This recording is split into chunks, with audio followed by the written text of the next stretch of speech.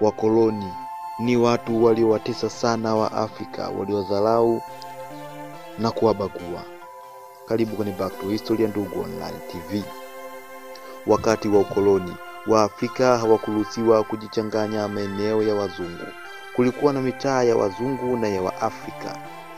Mitaa ya Waswahili au wa Afrika ilijulikana kama mitaa ya washamba tu. Yaani mitaa hiyo waliishi hohehahe.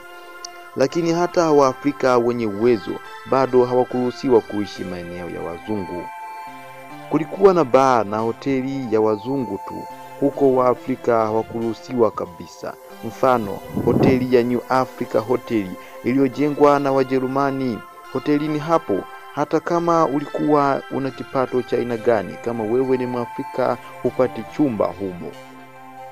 Wakati fulani Dr. Agrey kutoka chuo cha Achimota College, Ghana, alipokuja Tanganyika mwaka 1924 kama mjumbe wa Ferris Commission kuja kuangalia elimu ya Waafrika na kutoa mapendekezo yake. Kwa kuwa Dr. Agrey alikuwa ni Mwafrika, alikataliwa kupewa chumba katika hoteli hiyo. Agrey ni mmoja ya wasomi wa kwanza kabisa Afrika waliopendekeza aina ya elimu kwa ajili ya Waafrika. Kwa heshima yake, Kariakoo kuna mtaa unaitwa Agrey. Mtaa huo ndio Christ alijenga nyumba mwaka 1942 baada ya kustaafu kazi Tanganyika Railways.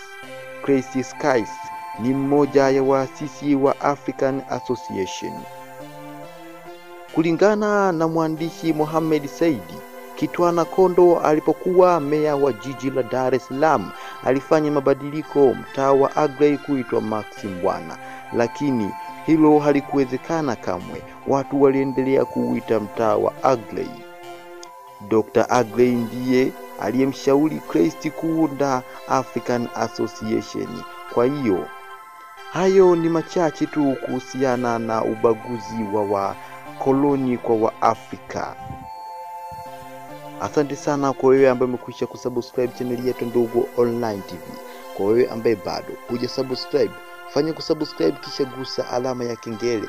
Utakuwa ukipata notification kwa kila ambacho tutakuwa tumekusogezea. Keep watching Ndugu Online TV.